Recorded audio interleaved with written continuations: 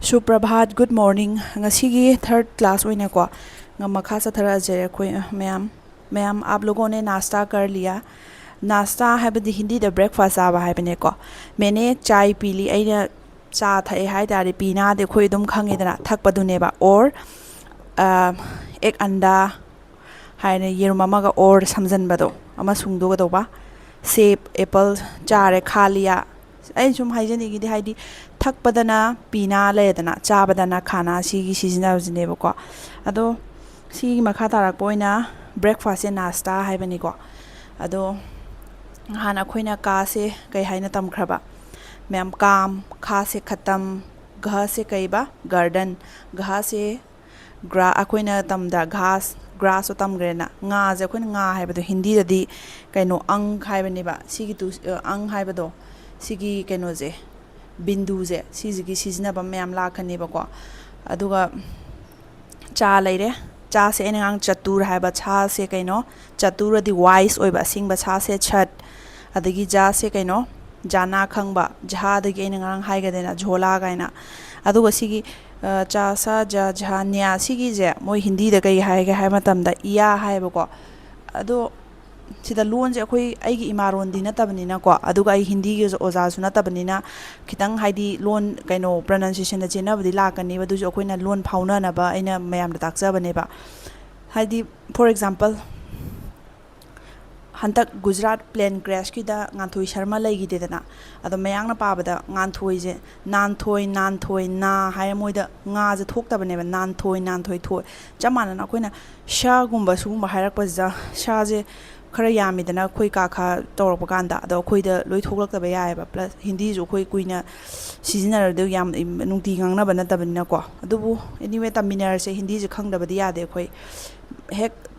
lump कोइजबा ओइरो अनाबगी लायेंगबा ओइरो अनाबगी सेबारी ओइबा Amo ओइगेरा खोइ हाइदी खंगदबा यादे grammar जे ngahaktang grammar ना कोना लागा हौजि अखोइ लोन फाउननबा तम्मसेबको सिजे अदुजुना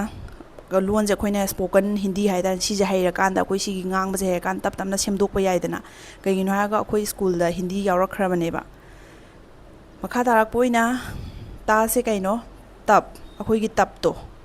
अदु लेरे फिसुबै तप लेरे टोपी दि कइनो हेड अखोइगी टोपीदो लेरे टोकरी दि हौजि पिकनिक चपदागा इंस्टाग्राम दगा उबदा पिकनिक चपदागा बास्केट हई हापगा लेगे हापगा फीगा संदोगा दुम मयम पुइदना आइगिदि हौजिक लेट्रेबा अदुदो टोकरी गवेको बास्केट खरा लीगी गे खरा फैशनेबल ओइबदो दु लेरे था से ठंड इंगी हे बहुत ठंडी अदुगी ठंडो अदु लेरे थक हाइने कइनो रोबरी हुरानबा अदगी क्रिमिनल सुगुमबजनेबा मिंगोंदगी पैसा लौथोकपा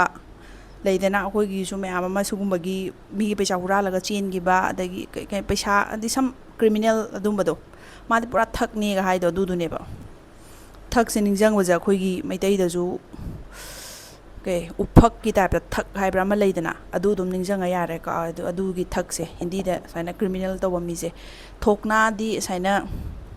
नुंगधंग नत्र कइनोम यैबदो अदुदुनेबको थोकना सि लेरे अदु मथंगदा मखा तारकपोइना दबा जे याम पामजबा वर्ड ने हाइदी पोचै थंबा याइदना विशाल जबा कांदा सि दबा जे पिरोए दबा अदुगी द से दबा दो सि लेरे को अदुगी दबा दो स्पेलिंग सि लेरे अदु मतुंगदा डबल रोटी डब्ल्यू टीम त ब्रेड अमता लेगे डब्ल्यू टीम त लेगे अदुगी डबल रोटी दो अदुगी वर्ड तो सिदा लेरे अदुगा मखाजना आइना सुम हापजाबनेबा दफली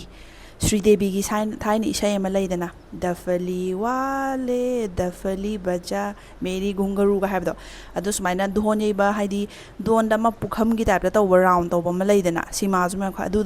येरा कांदा सुमाइना दोन येबा नुपा नंग येरो मेरी गुंगरू हाइदी आइगी सुमाइना माइ खोंग द सिबदुना मासे कौवे खोले हाइबा हिंति सुम वर्ड मीनिंग जे खंगागदि कोइ इसै हिंदी अमा तारसु लाइखलैदना अदुदुगी दफली वाले दफली बजादो अदुगी दादुनेबको ता था ध से कइनो द से दक्कन अदु मखुमदो खोइना खुमबगी अदुगी धक्कन दो से लेरे